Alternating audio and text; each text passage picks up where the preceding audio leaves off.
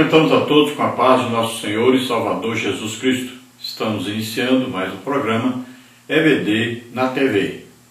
Nós estamos durante este quarto trimestre de 2016 estudando as revistas da CPAD com o tema O Deus de toda a provisão, esperança e sabedoria divina para a igreja em meio às crises. O comentarista da CPAD deste trimestre é o pastor Elianai Cabral.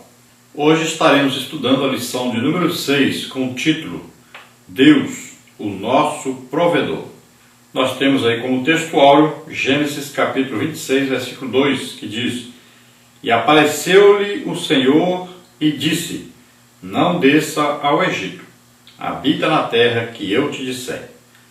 A verdade prática diz: em tempos de crises financeiras, não se volte às coisas deste mundo, mas busque a suficiência do Pai Celeste. Então nós temos aí o título da lição, Deus, o nosso provedor. Então Deus, chamado aí de Yahvé Jireh, ou seja, aquele que provê. Então nós devemos buscar a nossa provisão em Deus.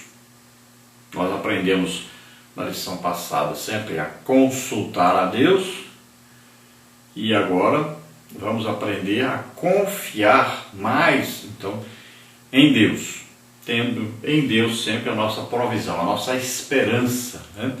Nós vamos vivendo dia a dia, sempre com a certeza de que Deus está no controle de todas as coisas. Ele está cuidando de nós. Então nós vamos confiar em Deus e nós vamos agir de tal forma que esta confiança não seja abalada.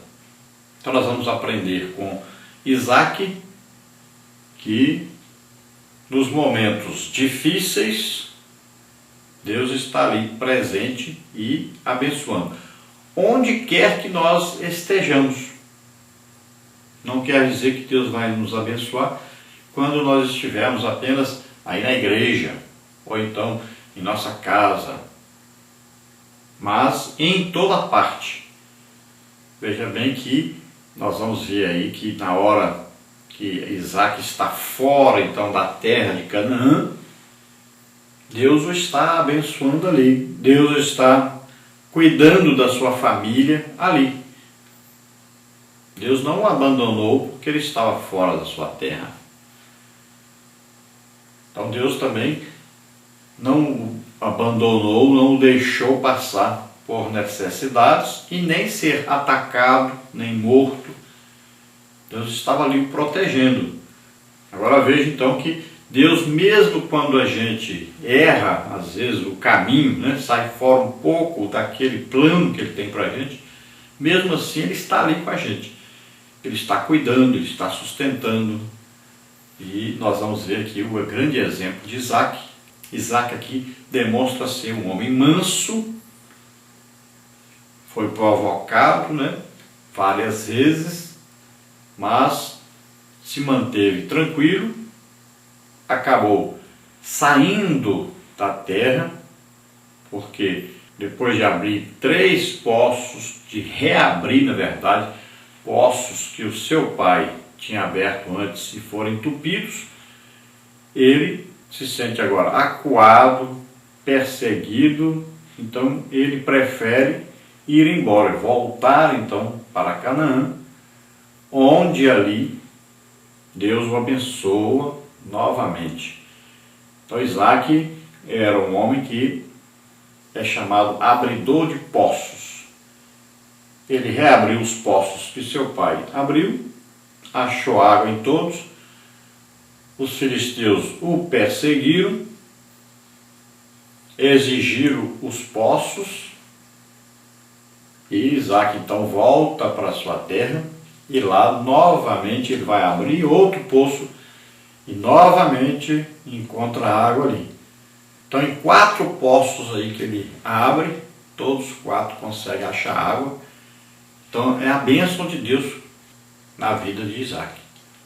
Também Isaac, antes de sair da terra dos filisteus, ele planta e ele colhe 100 vezes aquilo que plantou, porque a bênção de Deus estava com ele. Então veja só, Deus cuida o tempo todo de Isaac e o sustenta sua família, sustenta seu gado. É um Deus sempre ali presente, e até os próprios inimigos de Isaac confirmam que ele é realmente um homem de Deus, abençoado por Deus. Mas, por causa da inveja que eles têm, eles o perseguem. Toda vez que ele abre um poço, eles vão lá, exigem esse poço, começam a contender por causa desse poço. Então, Isaac sai dali para não ter que brigar com eles, para não arriscar a vida dos seus funcionários, dos seus servos, nem a sua própria vida, nem da sua esposa. Ele prefere então sair dali e voltar novamente para Canaã, onde era a terra que Deus havia lhe prometido. E nós vamos ver que uma coisa chama a atenção da gente aí, que o Isaac, apesar de obedecer a Deus e não descer ao Egito, como era a sua vontade, pelo que nós vemos, né? Deus não iria chegar para Isaac e dizer não desça ao Egito se Isaac não estivesse com a intenção de descer. Então ele queria seguir os mesmos passos do seu pai. E é importante nós ressaltarmos que nós devemos corrigir os erros do passado e não seguir os mesmos erros. Nós não podemos seguir os erros dos nossos pais, dos nossos líderes, aquilo que eles fizeram de errado. Nós devemos aprender com o passado para corrigirmos os erros passados e não continuarmos desses erros. Então tem muita gente fazendo isso. Ele pega o erro do passado e repete esse erro. Mas nós temos que corrigir esses erros.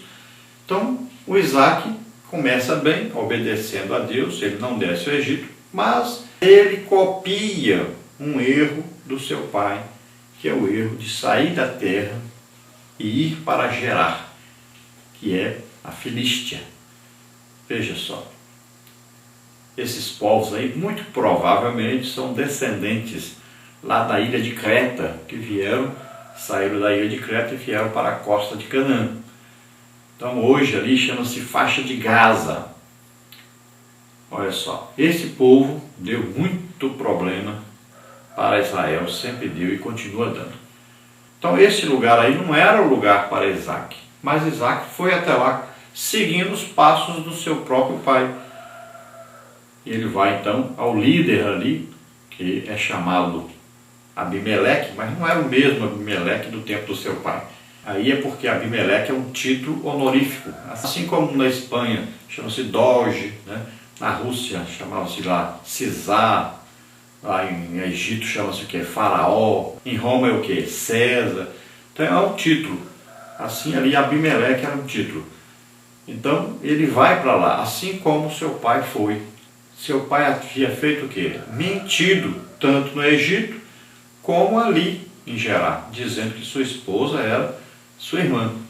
E Isaac faz a mesma coisa, mente para Abimeleque, dizendo que a sua esposa é sua irmã, com medo de morrer. Então veja que ele repete um erro do seu pai. Ele não repete os dois, mas repete um. Agora tem uma vantagem, Isaac não faz como Abraão. Abraão recebeu presentes de Abimeleque. Já Isaac não. Isaac vai buscar em Deus a sua subsistência. É Deus quem está no controle agora e ele vai plantar e Deus faz com que ele colha 100 vezes mais. Veja bem, é Deus que o abençoou.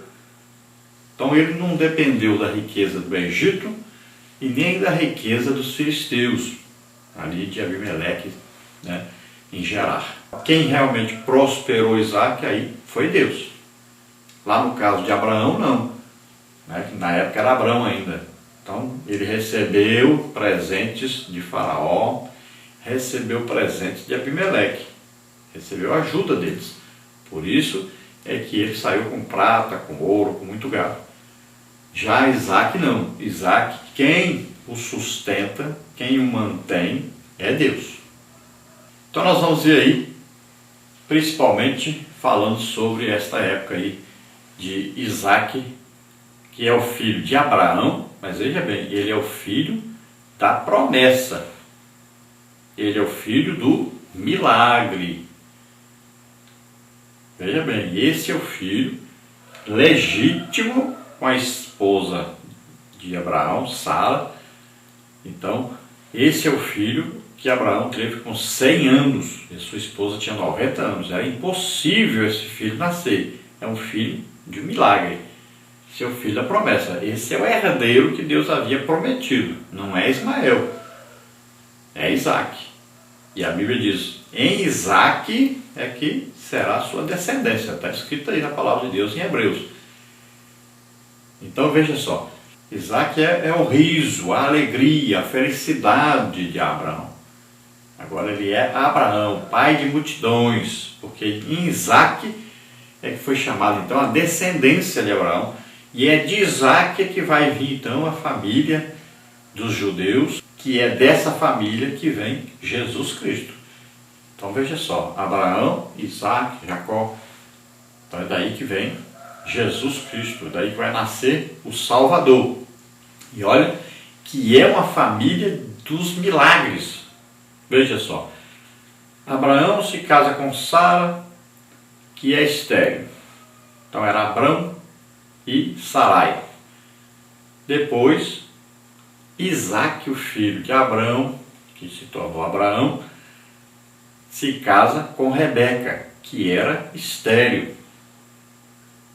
Então, daí nasce Jacó, Esaú, e Jacó se casa com Raquel, que era estéril. Então, olha só, 3 mulheres aí com os 3 patriarcas, Abraão, Isaac e Jacó. Todas as 3 eram estéreis, não podiam ter filho.